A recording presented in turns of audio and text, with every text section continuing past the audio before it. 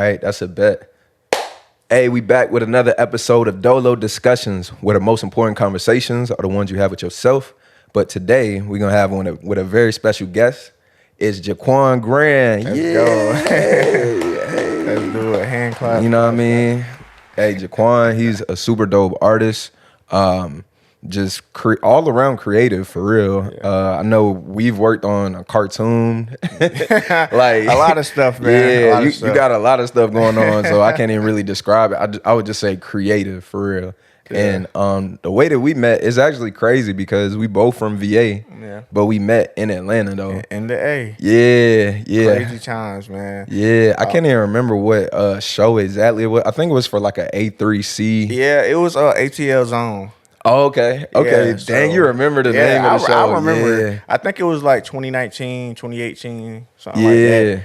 But yeah, man, it was a good vibe. And it was funny because, you know, I remember I was performing and, you know, anywhere I go, I always, you know, represent VA. Like I'm always talking about VA.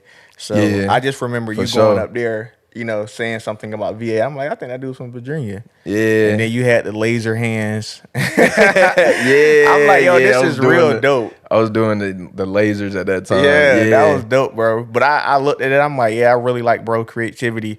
And I remember it was a video that we was recording because we was actually in the middle of doing this thing called the GA mini tour where we go to different places in Georgia and perform. Yeah. So we was documenting the whole experience. And I remember there's literally a clip on YouTube of the video of our first interaction, which is crazy. So, for real? Yeah, so you literally see us walking to the car and I hear you in the background like, hey, bro, I fought with your performance. So you say something like that. Like, I like the performance. Okay. And then you see me go over there and we start basically just talking. It's all caught on camera. So Now I gotta look this up. You said this on YouTube? It's on YouTube. I think it's on my label's YouTube page. Okay. And it's ATL Zone perform. That's content. Yeah. You already know. I'm already like, that's an asset right there. But that was cool, man. No, that was a dope event though. Yeah. Like, cause what stood out to me too about your performance, and I think what always sticks out about your performances is you put a lot of like thought into it. It's like organized, you know what I mean? You're not just going up there just doing whatever, you know what I mean? Like I remember you had started with your like back turn or whatever, like you was doing some like like something like that. But that already was like, all right, like he doing something different. Let's see like what he about to do. And then the song was dope too, and you just had like really dope energy. So when you said you was from VA, I was like, oh, of course, like I definitely got it. We gotta tap in. Yeah. So, I just think, you know, just being from Virginia, I just feel like everybody in this, you know, country create the best way that they can. But, you know, I just feel like when it comes to Virginia, they try to do what we do it. We just do it differently, man. So you know, nah, facts. So but big up on that. Oh yeah, for sure. And speaking of which, too, like doing it differently, I feel like you be mad, like humble for real. Like we talked about this like before too, because like you was telling me how you got like so many placements like that you don't even talk about a lot of the time. You know what I mean? Because you don't be just trying to put yourself out there. But like tell the people, just for the people who might not know, like what's some of the places where you've had your music placed. Okay, yeah. So being in the sync space for a long time, I guess you can say, I've been able to do a lot of cool things, man. Of course, you know, people seen some stuff on Netflix with All American, you know, Rhythm and Flow, you know, season 2 that just came out. I've been, you know, blessed to be able to say, you know, I had placements on, you know, Disney Plus and, you know, NBA TV and the NFL. One crazy thing that actually happened was somebody sent me a video like a few years ago. They was at an MLB game and my song was actually being played in the stadium. So and that was a while ago. And this was like when I was early in my, you know, sync journey or whatever. And I remember back then, I don't know, like you said, there was some time frames when I would post, you know, some of the accolades. But a lot of it, you know, I just kind of keep it to myself because I feel like it's important to share it, but some time frames, you know, I think me and you talked about this before, where it's like some stuff is okay if, you know, you just keeping it to yourself or whatever. It's cool if anybody want to ask about the journey, like you know, I share, you know, anything about what I've done, but for the most part. And then on top of that, you know, if you getting like one time frame, you know, there was 2022, I think I got like 20 placements in like a month or something like that. Yeah, I wasn't about to clip post everything. every video. I'm like, yo, like post it over time. You know, like, you know what I'm saying? Just, so you know. I started chilling. I post the ones that stood out to me, like, yeah, you know, that really, really was cool. Like if it was something that I've always wanted to see. Yeah, there's still for sure. so that was kind of like the whole situation regarding that. But there's still some placements I'm still, you know, vying to get. Yeah, definitely got to get that 2K placement. Word, nah, for sure. For you sure. know, so we got one that I yeah, want right? up there. For real, like right? we got one that I want up there. We for sitting real, on one for sure. Yeah, And that'd be the thing too, bro. Just talking about that, you know, me and you've talked a little bit about the that game, and I've always said it's like, if there was a more guaranteed thing, you know, a lot of more situations would happen. But unfortunately, you know, some situations just don't pan out the way that you want them to pan out. But that does not mean, you know, not to pitch or not to, you know, shoot a shot, I guess you can say. It's just one of those things where when it happens, it happens. But I feel like I've been able to see, you know, a little bit more, like I have a little bit more wiggle room maybe than like the average person, but you know, it's still a battle for sure. Word. Yeah. Speaking of that though, like what would you say? Because obviously you've had a lot of success in the sync space, and that's like what a lot of people aspire to get to. But what are like some of the challenges for the people that might not know, that just think like, oh dang, all I got to do is this, and then I got it. For sure. I think the biggest thing for me, I would definitely say. So are you talking just from like the average person, or like someone that's at my stage who still have certain challenges, or both? I think both. Like, I guess what would have been some of the challenges early on, and what are some of the challenges now? Okay, so definitely early on it was organization. You know, there was a lot of time frames when I didn't specifically know how to organize certain files, and things were getting lost basically. Somebody would be like, hey, give me the stems to this beat, or give me the you know, the vocal stems to this song, and I'm like, where the hell did I put these stems at? Like, and then boom, I missed out on opportunity. How am I gonna get that? Yeah, you know what I'm saying. So that was kind of some of the challenges. I would definitely say early on too, just being a little bit more clean and presentable as far as the record itself. Word. You know, there was a lot of time frames early on. I was sending all explicit stuff like, hey, you know, this is a good song. They like, where's the clean version? I'm like, the what? So clean version. Like, what are you talking about? You know what I'm saying? But I wasn't taught. You know, I had to kind of like, you know, stumble around. But that was definitely an issue. And you know, just making sure I knew how to make my record sound the way it's supposed to sound, right? So as far as like other than the clean version, you know, I can easily, as you know, I have a studio in my home, so I can easily record, you know, all day. But I also know when it comes to, you know, mixing and mastering, it has to sound a specific way for sure for the placement. So that was something early on too. Like I remember, I feel like 2019, I had got like one placement. 1 or 2 placements at that time frame, and I was like, you know what? I was on that high. I'm trying to get more, and I sent in like 20 songs. None of them was like mixed, and you know, it was stuff like just a bunch of rough drafts. And when I tell you, every one of them got denied, like every single last one of them. So stuff like that, you know, I had to figure out, okay, how can, you know, like I gotta make it sound right, you know. So it took me a little bit more time, whether it's like I was outsourcing it, getting somebody else to mix and master it, or I was spending more time on my craft, you know, mixing and mastering better. So those were definitely some of the early challenges. I would say now what's funny is, I think this is my honest opinion. Just like anything we know, right? Yeah. The moment the market becomes, you know, I guess you can say hot, or like saturated, low key. Yes, that's one big challenge. It's very saturated, unfortunately. That's what I would say. It's really, really saturated. You have a lot of people who are trying to, you know, vie for these spots, and unfortunately, you know, whether it may be a situation where, you know, you don't have as much time as far as to do the output to get. Say if somebody's saying, "Hey, I need 30 songs," and you like, I have 10. You know, that's all I got. Somebody else, you know, they're gonna take that spot, and they're gonna secure it. So I would definitely say the saturation part is real big. I will also say the avenue, so the vehicle itself. So back in the day, right, when I was working with a lot of supervisors early on, you know, I built relationship with some supervisors who it was very active when I was getting placements. Well, some of those supervisors stop being supervisors. Like they transitioned to do other things. So they got to a situation where like now, you know, my secure placement, my vehicle, I guess you could say, is gone. They moved on, you know and it's not like they like, oh, well, just send it to this person. Now they don't care. They out the door. The relationship you built with them, you know, it's not the same as the new person. So you kind of just build a rapport again. So I would definitely say that was a challenge, you know, now, because it's like having to rebuild new relationships. Not saying, you know, none of the new relationships are wrong or bad. It's just it's different. You know, like if you know it's different if somebody you been working with for 10 years compared to you work with somebody for 1 year. It's just gonna be a different vibe. For sure. Exactly.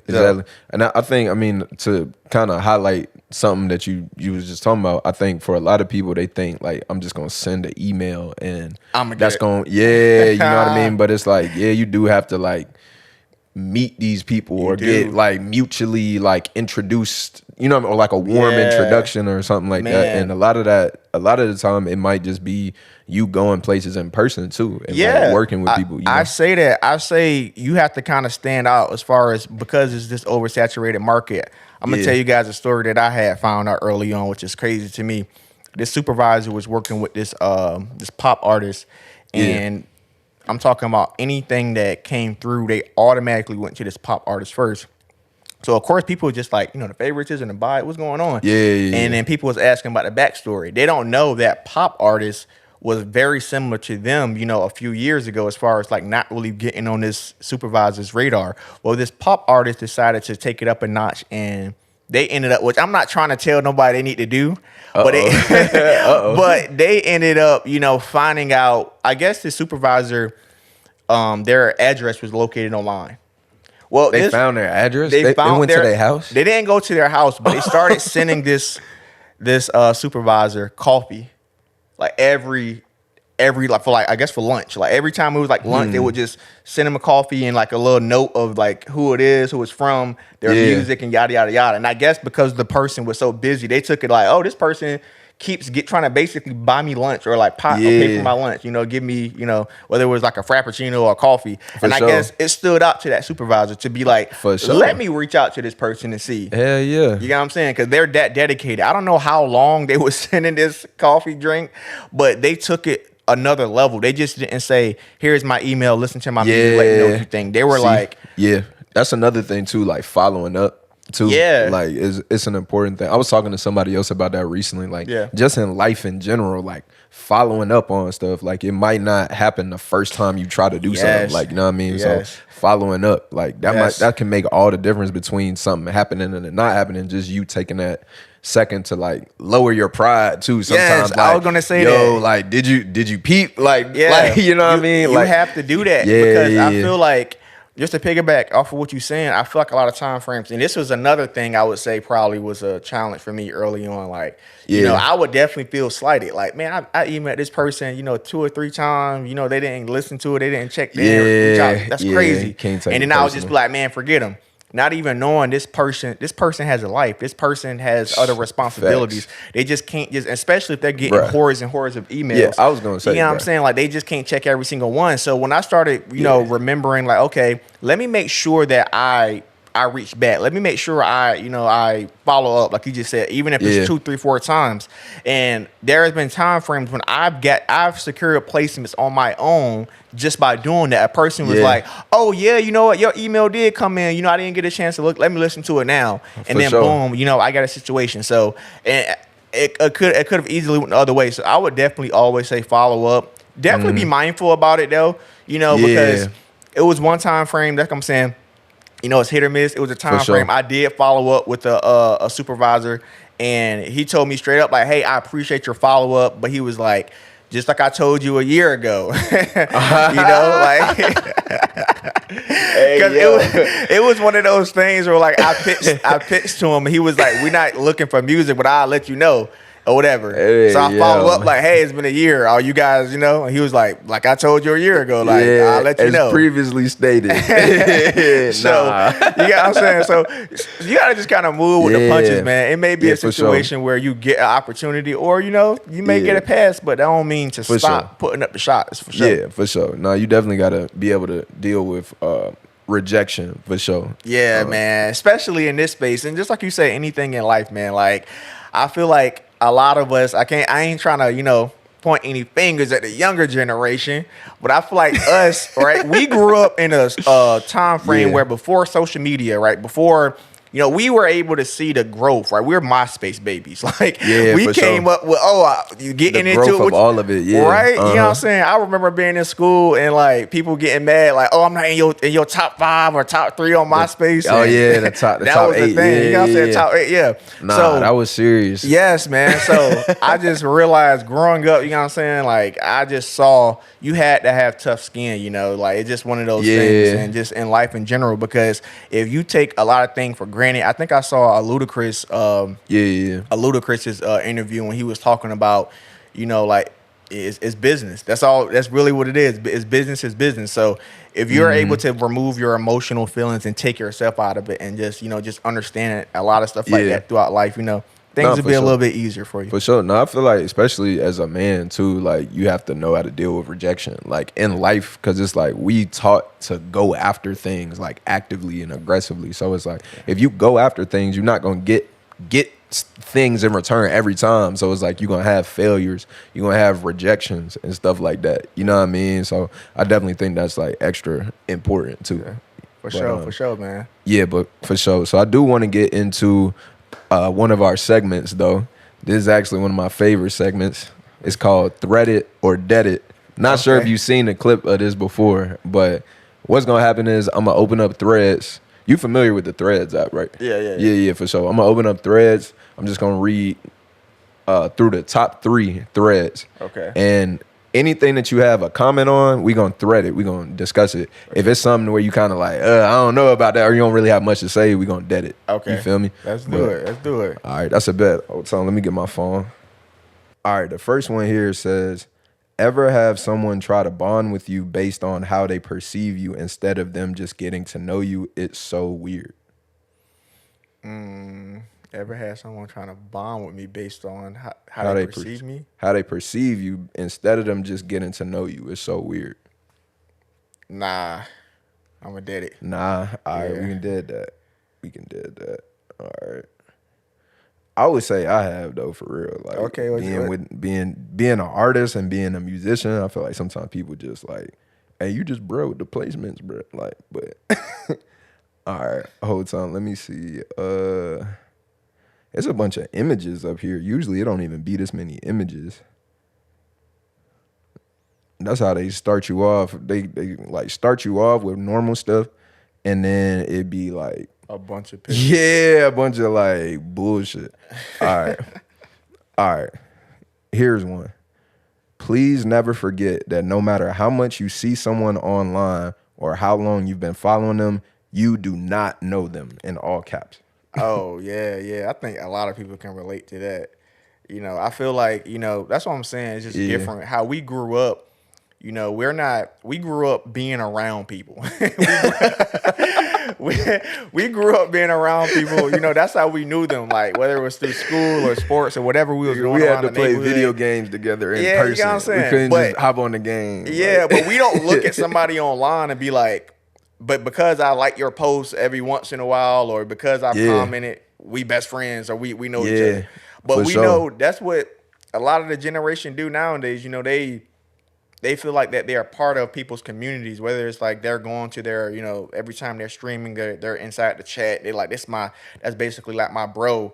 Yeah. Or, just being caught up in that whole, circus. And I feel like me personally, I don't play it. Like, just because you've commented or, you've liked anything, you don't really know me. So if we out in person, that don't mean, like, I'm gonna be disrespectful and be like, nigga, you don't know me, guys. But it's like, I ain't gonna be like that. You don't know me. You don't know. Nah, I ain't gonna do that. But when I see it kind of start going there, like, oh, okay, you talking a little bit way, because you get judged, and people would think that they know you based off what they what they've seen, and they start saying certain things, and for some people, it gets crazy, sidebar, as far as like there's been a lot of and throughout history of celebrities, you know, for sure, people thinking that they know them and they'll do like, look at all the situations with Chris Brown and people breaking in the house and breaking in his house, sleeping we're married in the house. Yeah, you know what I'm saying? Like that's just the insanity part of it. So yeah. I forgot what that situation. Didn't she like shit in the bed? I don't know. It was something crazy. Yeah, like, it was something wild. Yo. So I'm saying because of what they see online, they're like, I know this person. Like I can, and that'd be another thing too. Like someone walk in his crib. Let me walk in his crib and just Christopher had a you don't know him like that. Yeah, you just like his music. Goddamn, run it. That's all you. Sure. But yo, that'd be my thing too. When people get so attached to like just celebrities in general and just that worship. Like, yo, when I tell you, I got stories for days of me debating people about this same topic and about I'm like, worshiping celebrities.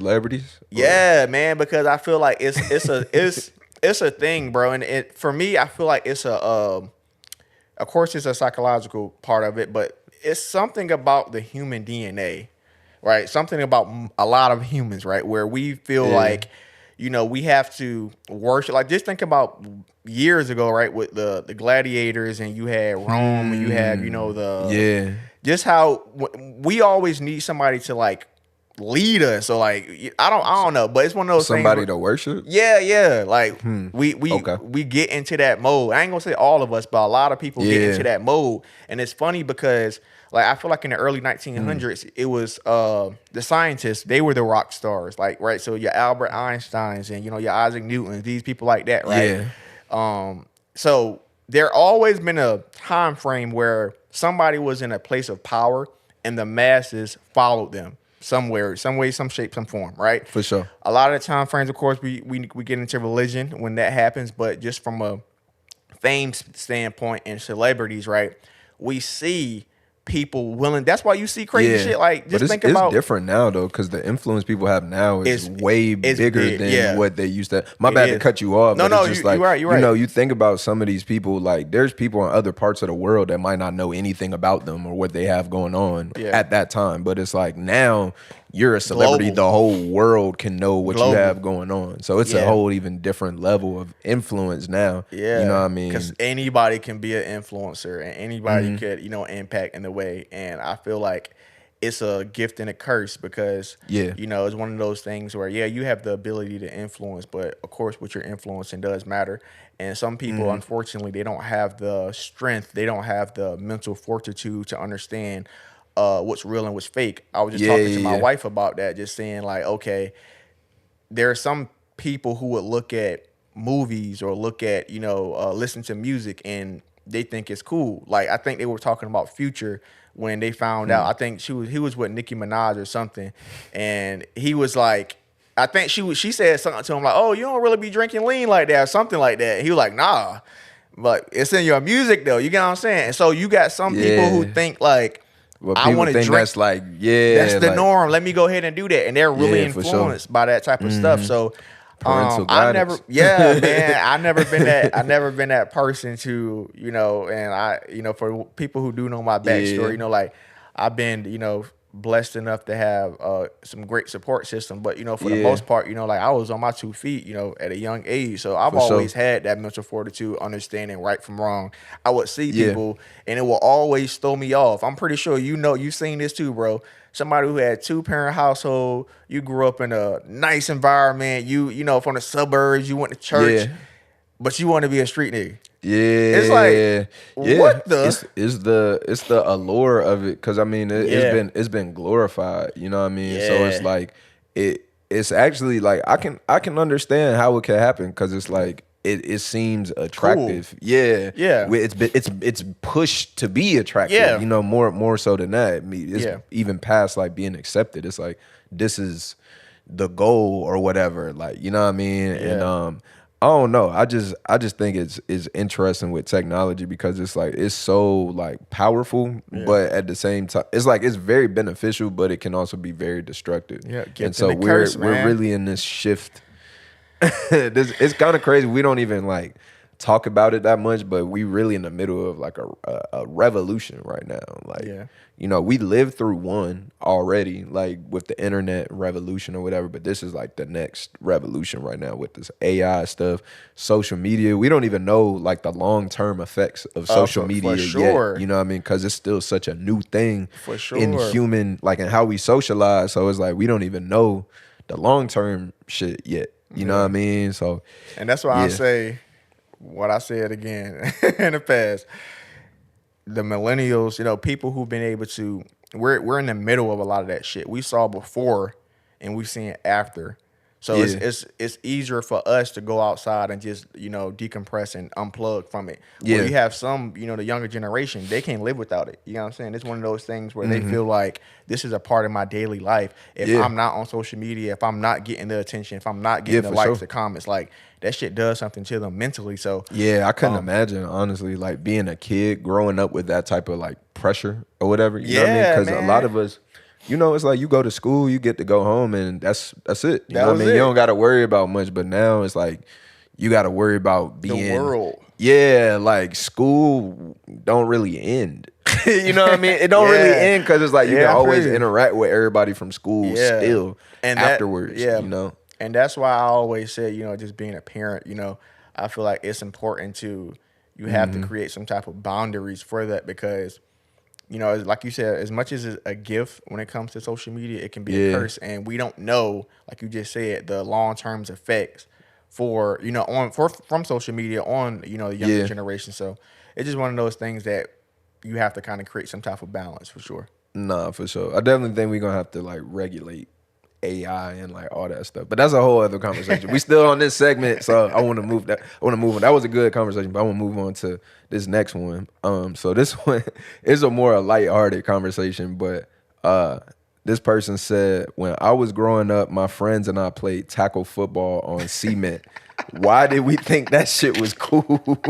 Yo, man, the stories I got. So yeah, we can't dead that. That's a part. That's what I'm saying. He got to thread it. Yeah, this was our life, man. Like I'm talking about playing on the cement. On the cement. I don't know why tackle we did that. Football. I don't know why we ever thought that was like we was really doing that. Yeah, man. Like, you know what I mean? Really getting hurt. I remember getting tackled into a car. I remember for sure. People, you know what I'm saying, getting the scrapes and bruises. Like, you know what I'm saying? We all got damn near dying out there. Niggas out there playing damn near dying. Real football. But it was like you got to a certain age and you couldn't do that no more though. Like when you was a little kid, you could, but then it was like once you got bigger, at least in my neighborhood, what we would do, it was like a big field. Like, and it was just like part of the neighborhood, like one half of the neighborhood and the other half of the neighborhood we would play. Yeah. But in that field, nigga, I'm talking about niggas getting clothesline. Like, bro, I remember I was young too. I wasn't even like as old as everybody else. Nigga, I was just sliding every time because I'm like, bro, y'all not about to like, knock me the fuck out to tackle me. Like, one time I was about 10 years old. We were playing football, just like how you said. We used to go to. We got to a point in my neighborhood in Portsmouth. We started going to other people's neighborhoods deep. It'll be like 15 of us deep. We would literally, all of us being kids, walk to another neighborhood, get into the field and play football. Well, this one particular time we was playing, and I remember my older brother happened to be he was playing against us for some reason, right? Yeah. And I was always a quarterback. So this particular time, I'm gonna be a receiver. I'm gonna be a receiver. So I'm out there running a fly route. They threw the ball, boom. I catch it. I remember catching this ball, bro. Yeah. I got tackled from the left side and the right side. Like my body was like this. When I got up, bro, my neck was like this. Hey, and it was literally like I literally had a fracture. Like my neck was stuck. Like, and I remember like not being able to move my neck, and like I was freaking out because it was stuck. And I'm like, yo, bro. I went home. I told my mom. She over here cussing me out, talking about why y'all out here playing that rough anyway. And I remember like, Mom, I have to go to the hospital. And she was like, lay down. Yo, my mom would be like, you in pain, go to sleep. I'm like, what? Hey, I remember laying down. She took my neck while I was asleep and cracked it back in place. I woke up the next day like, yo, my neck is better. You know what I did? Went right back outside to play football. She knew. She already knew. She was like, we ain't about to go to no hospital, boy. Yeah. Yo, just don't Why even you gotta make me do this. Like, yeah, that's funny. And get right back, man. And we went right back outside. But man, I got stories for days. Like football was a part of our lives, man. Yeah, like, we played it almost every weekend. Yeah. No, see me, I mean, I was more of a hooper growing up, but like, I mean, definitely like you a kid growing up, like that was one of the things where like, cause everybody could play too. You know what I mean? Like when you on a like small hoop or something, even that is crowded to have 5-on-5 on a small hoop or something like that. You know what I mean? But like if you have a big open field and then you got all these people that can play, you would play hot ball too. That was like, you know what I mean? That was a favorite. So hot ball. Yeah. So like nowadays when I be seeing kids outside, it's funny too, cause like nowadays, like we used to be those kids, but now it's like, dang, I like seeing the kids outside, but at the same time, they be making so much damn noise. You be like, that's how you know you getting older, when you be thinking like, I wish these little niggas would be quiet. Get out of here. Dribbling that damn basketball. Like you don't realize how annoying a basketball is. Yeah. Like, I was telling my wife about this. I seen a video of this dude. He was watching these kids play basketball, right? And he was standing there. He was like, damn, like, we're like reminiscing, like how we were reminiscing. Like, I remember that was us. Yeah. But the more he stood out there and was watching, he was like, wait, this shit kind of look creepy. Like, it's a grown man watching kids play basketball. Like, I don't think that's creepy for real. Like, I don't think that's creepy. He was like, let me, because he was standing by, like, I guess they were like in the a court. Yeah. And he was like on the other side of the gate, kind of like hands in the gate, looking like, dang, I remember these days. Yeah. But the more he was looking, he was like, and I guess somebody, it was like a video though, but they was just joking. But yeah, I remember. Oh, okay. I'm like, damn, that's fucked up, bro. You allowed to reminisce. It was just a little mean. But nah, I just know, man, like, and I'm one of those, it's funny because it's like we're older now, but don't consider ourselves as old heads. No. But I remember, the place that I used to stay at, they used to play football a lot, and when I would come home, I would literally like see some of the kids, and I'd grab the ball and be like, hey, let me. Yeah, you remember Boys in the Hood? Yeah, when he was taking the football, throwing. I was like, let me get the football, and I'm out there just throwing it with the kids, just reminiscing, man, because I just know like that shit just means so much. It was a cool thing for us growing up. So even when I see kids outside riding bikes, I'm like, man, you know, that's how it's supposed to be, you know, because a lot of kids don't want to be outside, so. Yeah, I mean, because as a kid, that's some of your only opportunities for, like, freedom, you know what I mean, is, like, stuff like that, and getting to just go play and, like, run around. And it's interesting, though, because I think it's, like, a human thing. I think we all need to, like, get up and run and jump and do stuff like that. Even as adults, honestly, I feel like that'd be a lot of our problem. We don't do it enough. We don't, like, you know what I mean, be active. Do like even more than like just lifting weights. Like, nigga, run, like do something, like I don't know, do something to like make you like tap into your animal instinct for real and like get that out for real. Cause I feel like it's gonna show itself in different ways if you don't like get that out of you anyway. You know what I mean? But yeah. That's a bet, though. We're going to move on to the next segment. That was Thread of the Deaded, though. I love that segment, for real. Like, that segment go hard every time. Hard, but for sure. So the next segment we're going to get into, this one is called Worst Moments. So with social media, as we was kind of partially of what we was talking about, it's like a highlight reel. That's all you see is people's best moments. So with this segment, instead, I want you to share one of your worst moments. It don't have to be like a sad moment or something like that, but it could just be something that you like experienced that was like something you can look back and laugh on now. Like, yeah. My worst moments are gonna be hard for me to laugh on because I took some L's, man. For real. Oh, it could be lighthearted though. It could be lighthearted unless I mean if it's something like serious and meaningful that you feel like you know it's transformative for you. But I mean, like even for me, like I have one that comes to mind, and it's real lighthearted for real. Yeah. And part of it is because on every episode, it's like I'm gonna run out of them. You know what I mean? Yeah. But it's funny. I don't even know why I was thinking about this the other day. So I was dating this shorty or whatever. I met her on like maybe like Tinder or something. I don't know, one of them like apps or whatever. I'm in Atlanta, And I meet up with her, and like she telling me about herself. She like a doctor or something, like, or being like working to be a doctor or something. So like she got some bread or whatever. You know what I mean? We go to I can't remember where we went to. It was one of them little probably arcade places or something like that. And we was like, I was showing her some like pictures or something. I can't remember why I was showing her some pictures, but it was like an old picture of me like from like maybe like 5-6 years ago or whatever. And so I showed her the picture, and she was like, "Is that the same necklace in this picture as you got on right now?" And I'm like, "Yeah, it's the same." And it's like the bitch said it like damn, nigga, you ain't changed your jewelry, nigga. You like, ain't boss up. Yeah, bro. Like, and I never thought about it until that moment. Then, nigga, I was self-conscious as a bitch. I'm like, damn, nigga, I have had the same chain, nigga, for like, for like crazy. 7 years now. I'm like, damn. Like, I'm showing her an old ass picture. She like, is that the same? Right there. And I was like, nigga, I felt changed nothing at all. Nigga, I felt bad. I know it's like some lighthearted shit, some materialistic shit, but in the moment, nigga, I'm like, damn, bitch. Like, that's what you gotta say? All right. But then this shit was funny too. Like, I remember we was about to leave, and I can't remember how long ago this was. This was a while ago. But we about to leave. And she like, oh yeah, I'm about to warm up my car. She got the Tesla. She pull up the app and like, warm up the car. I'm like, all right, like, all right, damn. True. All right, now I go outside. She got the joint where you open the door and the light just hit the ground and it say Tesla on the ground. I'm like, yo, she might be out my league for real. I'm like, I can't even hold you. Like, nigga, at that time I was not like, I did not have it like that. Like, I remember I was glad that she couldn't see my car parked like somewhere else. I'm like, all right, yeah, she probably gonna be like, yo, I can't fuck with this nigga. At that time, yeah, I had to take that L. I didn't even try to like continue after that. So that was a like I said, that was a worst moment. It was like a lighthearted worst moment though. Dang, okay. She stunned it on me.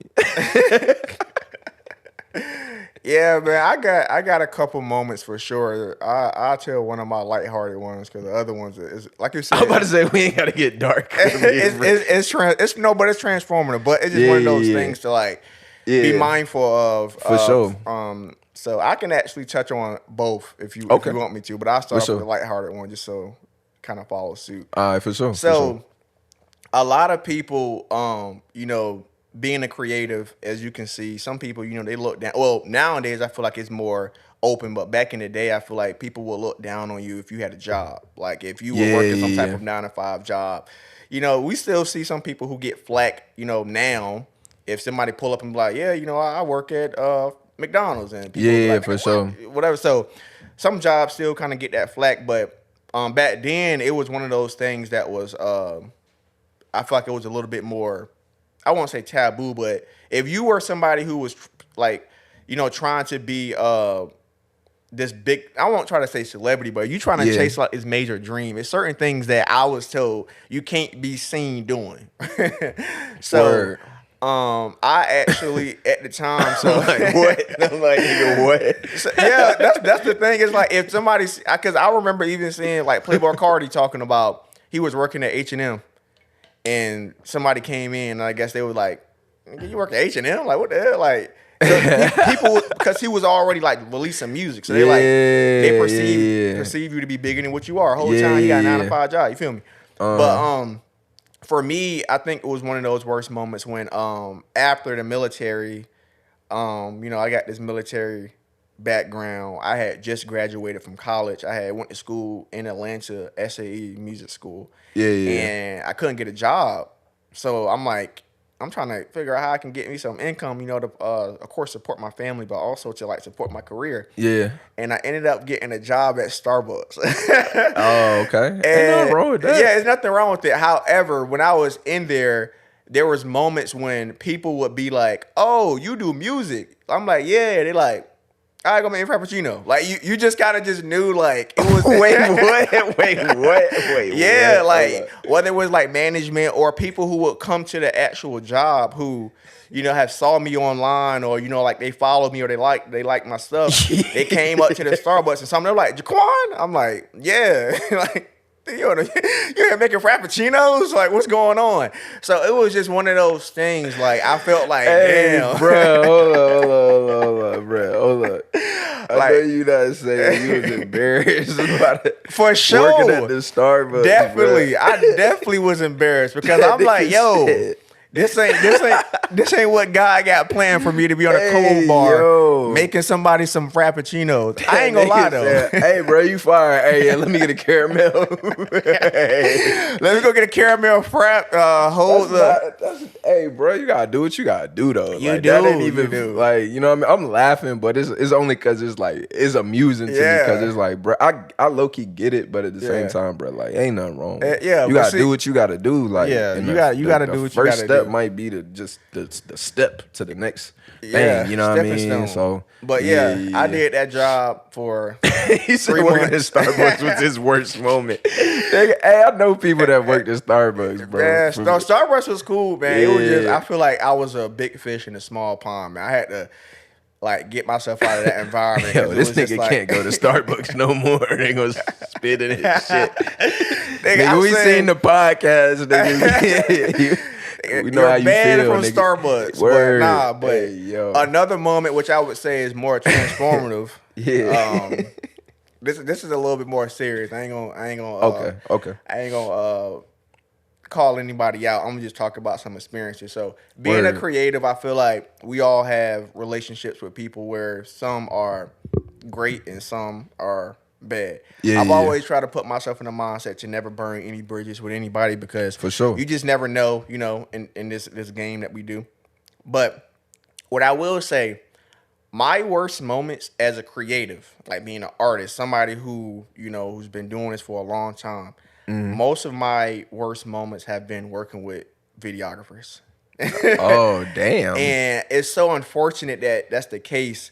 There's a few, you know, photographers and videographers. Shout out to Tim. There's a few who I've worked with where I'm like, I'm a very, very, you know, advocate of being a repeat customer. Like I come back, you know, I don't have a problem with, you know, paying whatever the price is.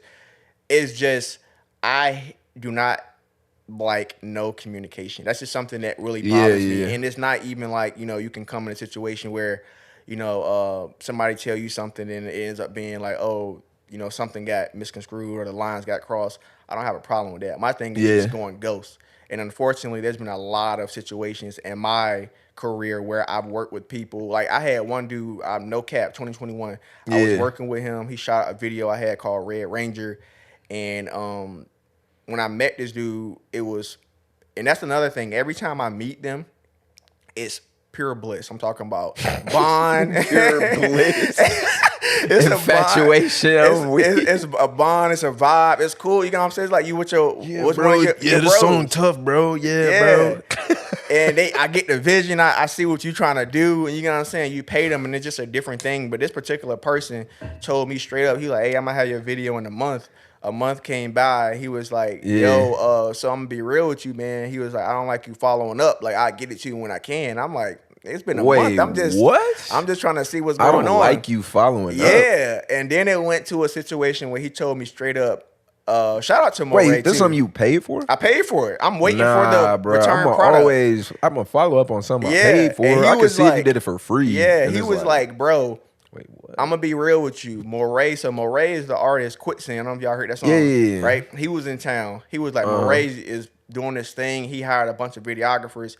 I'm taking on his project. Yours is not that meaningful. So it went from like a 3-4 month situation of me trying to get the visual to the point where he ended up just giving me the files unedited. Right. And he literally moved from the state. I couldn't see him. I never met him again. He blocked me on social media. But I was that's terrible business. Yeah, that was real terrible. He told me straight up, like, because this celebrity was in town, like, basically fuck your shit. But we already had obligations. Yeah. I've already paid you. You already gave me your word. You change up. You know, and it just put a bad taste. That's lame. Honestly, that's just lame. Yeah, real bad taste in my mouth. And unfortunately, he's not been the only one. Like, I just worked with one dude back in July. I went to Connecticut, and I shot some real meaningful moments with my family on my dad's side. Who it was kind of like this thing where I was bringing my kids to meet my dad for the first time and to meet my grandparents. And on top of that, you know, I'm in album mode. I'm releasing an album next year, so I'm doing a documentary based off of the 3 places that I'm a part of. For sure. And I ended up connecting with him, and we worked on some content, and he followed me everywhere, bro. I'm talking about like this was like a shadow, but he was real respectful, real cool. I brought him in my family's home. My grandparents was giving him like some scriptures and the word. My grandfather's a preacher. Just real intimate moments, bro. Yeah. And afterwards, I remember I took some money out to pay him. And he was like, bro, no, you don't pay me yet. Like, pay me when the job is done. I'm like, okay, cool. Like, you know what I'm saying? I'm gonna keep this in the cut. And I was like, well, what's the turnaround time? He was like, I got you. Give me 2 weeks. And I'm like, bro, you sure? Like, I don't want to put no pressure. He said 2 weeks, bro. 2 weeks. I said, cool. 2 weeks turned into 3 weeks. 3 weeks turned into a month. I reach out. I said, bro, I'm just trying to check in. He was like, I got you this weekend. This weekend come around. This silence, weekend? What? Right? Yeah. Silence. So I reach out again. 2 weeks. It's radio silence. It took another additional month. I finally reached out to him, and he was like, bro, I got in a car crash. He was like, I started prioritizing bigger clients because I needed to get me a car back, which I don't have a problem with. But once again, communicating. It's been 2 months, right? So I'm like, yo, so what's the time frame? You done gave me a multiple dates. He was like, I got you. None of that. I got you next week. What? Well, next week came around and he went go. So I ended up reaching out to, basically, long story short, like I didn't pay for the footage because he was telling me wait until it's done. Yeah. And long story short, he ended up, when I reached out to his collectives, I was like, hey, bro, like, I'm just trying to tap back in where, bro, it's been like, oh, we going on 3 months now. I'm just trying to see if I can at least get the footage. Like, I pay for it. And he ended up, that's crazy, basically threatening me and saying, like, I'm not sending you anything. And then he blocked me. So, yeah. So now I have to, what you mean? Yeah, he basically messaged me and was like, I'm going to be in Virginia next month. Send me your Addy. To me, those are like, yeah, that's definitely a threat. That's a threat, and that's some threatening shit. It's crazy though. Over a video that you agreed to shoot, over a video that, and what's the messed up thing about all that is, that's so weird, bro. Real weird. The messed up thing about it is, like I said, I invited you in my family's home. I don't do shit like that. Like, I'm real, you know what I'm saying? Touchy with my family. And then on top of that, I bring my own camera as a backup because in my mind, I was like, you know what, just in case. Because when I was talking to him early on, he was kind of like a little wishy-washy in the beginning, like, bro, my dates and stuff, I'm gonna be a little bit busy on these time frames. And then he hit me like, I think I am open. So I'm like, you know what, I'm gonna just bring my own camera just in case. So last minute, I was about to shoot. He hit me. He was like, bro, I'm available. If you in the city, I'm about to pull up. And he pulled up and we got the work done. I'm like, well, shit, that shit turned out, you know, great. He was doing I'm talking about above and beyond. He like, bro, let me put you ever see like the mount that goes on the car? Let me put the mount on the car. He like, no. Like, he basically directed the entire thing. So, but you never paid him though, I never paid him anything. So I didn't lose out on that. But the sucky thing about it is still time. That I lost my time and I still have to go. Now I have to go back to Connecticut to reshoot again. Because it was a part of a rollout. And on top of that, it ended up pushing my album back. That's crazy. Because this was like the first thing I was going to put out from the album. So now because I don't got it. You know, so it's one of those things that if I had to tell any young creative, you know, make sure, you know, you got to, sometimes with some people, unfortunately, you have to, I ain't gonna say some people, sometimes you have to just make sure you have contracts in place and certain things that are being signed because if you have those things in place, things like this can't happen to you because you can definitely take, you know, have some legal process, you know, but you think somebody like that would even like care though? Like, you know what I mean? Like, they probably would sign a contract and still be on some bullshit. But that's the reason why, and I agree, they probably still would be the same way, but it's because they haven't dealt with somebody who's willing to take it that far. That's why when I see situations... Facts, that's for real. Because that would be like, all right, I got to pay to, like, go through this legal process. Like, but somebody got to take it on the chin because... Unfortunately, and it's not just from the videographer standpoint, right? You know, I've dealt with promoters who are similar too, right? For sure. You were in Atlanta, you know a lot of this like pay to play situation. You know what I'm saying? Sure. So there's been situations where I've got into it with people just by me asking real legitimate questions like, all right, bro, I'm very big on being a man of my word. I understand things happen. You know, there's nothing wrong with saying, hey, bro, this is what's going on. I'm going to just keep you updated. You know, if I don't have anything to update, I can't. But if I tell you, hey, bro, I'm 100%. This is what I'm going to do. This is what I'm going to do.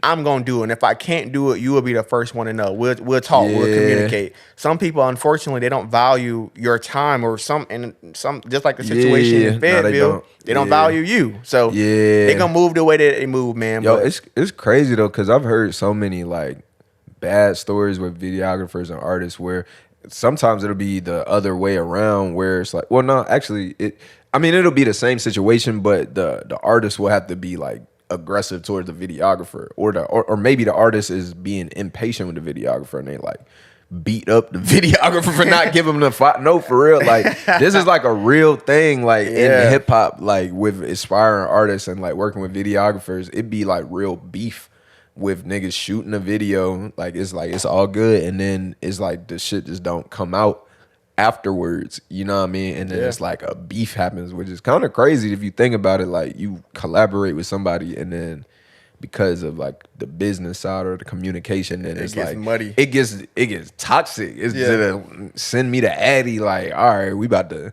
squabble, throw hands over. Which to me, I'm like over the video. I'm like over a video. Yeah, for real. Yeah. But I looked at that and lauged because I'm like, bro, you don't want these problems. That's number one. But number two is like it's bigger. It's bigger than that, man. It's like we can, and then it's like I'm a grown man, bro, and I feel like when you're dealing with grown, like people who are grown men, there's no grown reason women, for it to get to that. You know what I'm saying? We can be respectful about it because at the end of the day, it's all a creative process. Yeah, like, for sure. You do it. You did all that. You wasted your time shooting my shit for an entire day. It's just bad business.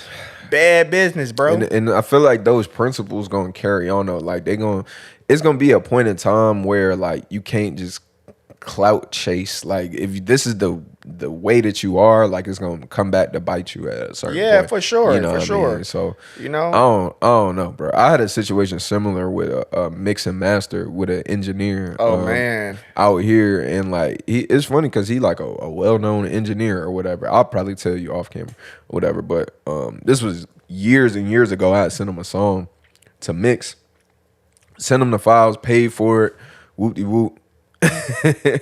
I'm with whoop-de-doo. Send him this shit. Whoop-de-doo. You know what I mean? Send him this shit. Nigga, a month go by and like I'm following up like maybe a couple weeks later, a month go by, I'm not hearing nothing back. And it's like, bro, like where's this shit at? Like I'm not hearing nothing at all, you know what I mean? And then like no snippets, I get it, not even a response back like, oh, I got you. Like, you know what I mean? I was just radio silent. So then like he hit me back a month later like, yo, my bad, bro. Like there ain't no like internet at the studio or something, like I don't know, nigga. But it's like, nigga, for a month, nigga, like what? That don't sound like right. You got to tell me something, and nigga, you can find a way to get on the internet, nigga. But then he sent me back a mix, and it's like a subpar mix too. Like after the month, so he probably just rushed through some shit. Yeah, and it's like to me, bro, just don't take my money if you don't got the time to really do something, and especially if you going half-ass it when you do it, you know what I mean? So like after that, and he was saying something like, yeah, my bad, bro, I'll give you like a free mix next time on whatever. I don't know, something, but it's like, bro, I don't even want I don't want to work with you again because I can't trust you at this point, you know what I mean? So yeah, that was one of them situations for me where it's like, all right, bro. I mean, he's gone on, he's doing his thing, but me personally, like, I don't know. Yeah, you missed out on a client, bro. Yeah, I'm missed out on a potential client. And that be the funny thing is like I say, bro, you just never know like who you're gonna be. And you know what I'm saying? So I've never had the opportunity. I mean, not opportunity, but I've never even had the thought to be like, let me treat this person like shit, or let me play around. It's like that's just not something who I am or what I do, because at the end of the day, that engineer don't know who you're gonna become. Exactly. You know what I'm saying? Exactly. You never know who somebody can become. Yeah, bro. Because I've seen that happen a few times too, where like I've seen people go from like, all right, whatever. You're not thinking much of them, and then like, boom, like they just like out of there. Yeah. You know what I mean? That was Atlanta, man. The stories I got about that, I just remember. I mean, even here too, honestly. I've seen people here like from growing up. Like one of the people I can even name off the top of my head, I remember Izzy the producer. I remember like seeing them on Facebook, like, yeah, I'm gonna learn how to make beats. Like, it was something like that. Like, and then this nigga became like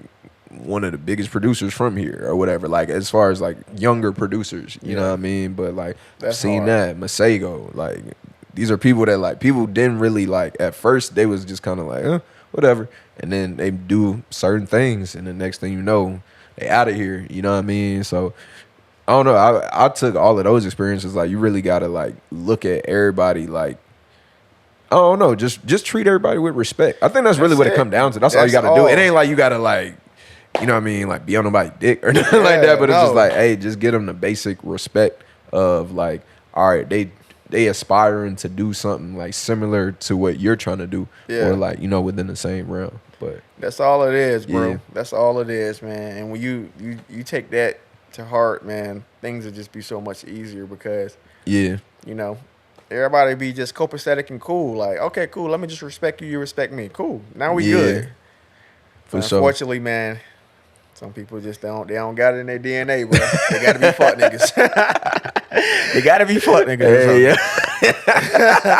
They gotta be fuck niggas. Hey, I can't lie. I might use that as a clip. That might be an intro to a song. Some niggas don't got it in their DNA. They just gotta be fuck niggas. Hey yo, you a character, bro. But hey, that's a bet. But hey, we're gonna go to our last segment to wrap it up. So this segment is called Ancora Imparo. So what that means is I'm still learning. And basically it was Michelangelo. It's funny, we was watching the Michelangelo thing. It was Michelangelo's last words as he was dying is I'm still learning. And I think that's really powerful because it's just emphasizing that mindset of continuing to be a student and constantly growing. So for you, what would you say is something that you're still learning or something that you would like to learn? And that could be anything, really. Wow, man. That's powerful. Nah, for real. Good ass question, bro. Nah, for real. Bro, wow, yeah. I would definitely say for me, I'm just my hands is just in a lot of different things, bro. Like I'm trying to learn as much as I can. You know, I'm just not in one single box. Of course, you know, if we're talking about placements, just learning because there's still stuff I feel like just from a pitching standpoint, I'm still learning how to do. Writing more, writing better, still different techniques and ways, you know, I'm trying to improve my pen, being a better executive. So just, there's still a lot of stuff that I feel like I'm encompassing and still learning, being a better man, being a better husband, a better father. For sure. You know, I'm taking everything as, like as a learning, learning aspect and just being able to just figure out more things. I've just gotten back into. It's funny that you was talking earlier about the animated short, the cartoon. So that's another thing I've been putting my energy to, just learning more animation. So I would definitely say, just to sum it up, anything media based, I'm learning as much as I can to improve my skill set, and then just as a person, I'm just learning every single day to be the best. The best version that I can be for myself, so I can present, be more presentable for my family. And just taking everything in stride for sure. For sure. Nah, I rock with that too, because I feel like, just the things that I've seen from you creatively, like you do seem like just like a media person, like multimedia, like just even with the social media that you put up, a lot of it is like well thought out and like scripted. A lot of the time, like you've done scripted stuff, or I don't know, you've just had like creative ways of presenting your music. You know what I mean? So I think like, that's right up your alley, like just being overall creative, you know what I mean? So I'm definitely excited, looking forward to like, what you do next. I know you just dropped the Abuse record, what I mean? Matter of fact, before we close out, just talk a little bit about that record before we close out. Of course, y'all know Dolo produced the record. So man, just a record that I feel like I wanted to spread a light on a topic that I feel like a lot of people that we know, whether it's directly or indirectly, have dealt with domestic violence, and I wanted to, use my platform to create a song that could help those that are suffering from that, from that toxic thing. And I felt like in order for me to do it the right way, you know, I had to use some storytelling elements. So I just kind of got a lot of inspiration from a lot of dope artists, Kendrick, Joyner, Eminem, to name a few. And I ended up, you know, creating this song, and I did it in a way where I felt like it was going to, you know, be different, because we say, you know, Virginia is being different, for sure, unique, but also, you know, have a meaning. That's why when you listen to the song, you know, you hear the emotion in everybody's voice, but then towards the end, you get this call to action telling people, if you are suffering from, you know, abuse or know somebody who's suffering from it, you know, this is the resource you can use to get yourself out of it. So I just wanted to do that. You see, I'm rocking my Enough J-Lo shirt, because we still talking about I didn't even know. I didn't even know that was okay. I didn't even know. So we still spreading awareness, man, as much as we can. Sure. But that's dope. Yeah, yeah, that was just the idea, man, to just tell a story that I feel like has never been told in that medium, and collaborate with people who I feel like could help me elevate it. So shout out to you for just being able to. I just feel like, yo, that's one thing I can say about you being a producer, bro. Every record that we've done, from Underdog to Let That Sink In to even Abuse, you've hit it on the nail. It's almost just like you're just great at picking up on cues and understanding where we need to go. So shout out for you for you know, helping us bring this record to light, because you definitely was a huge part of it. And you know, it's been getting some great response. So for sure, man, Abuse is out. The short film itself, you know, it helps elevate it. So make sure you guys go watch that as well. But it's just the visual storytelling of the actual song.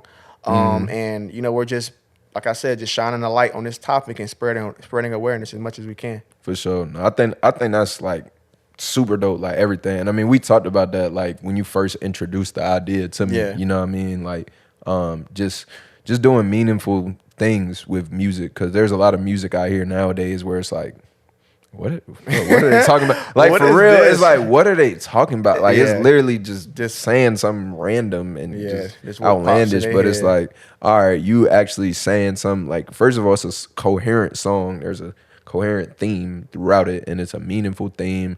And then you did the visual storytelling with it too, which, you know, it took it to another level. So again, I'm happy to be a part of it. I'm glad that it's being received well, and I'm excited to see what's next. So yeah, for sure, let the people know where they can follow you so that they can see what's going on next. For sure, man. Make sure y'all can tap in with me on any social media platform at Jaquan Grand. That's JAQUANGRAND.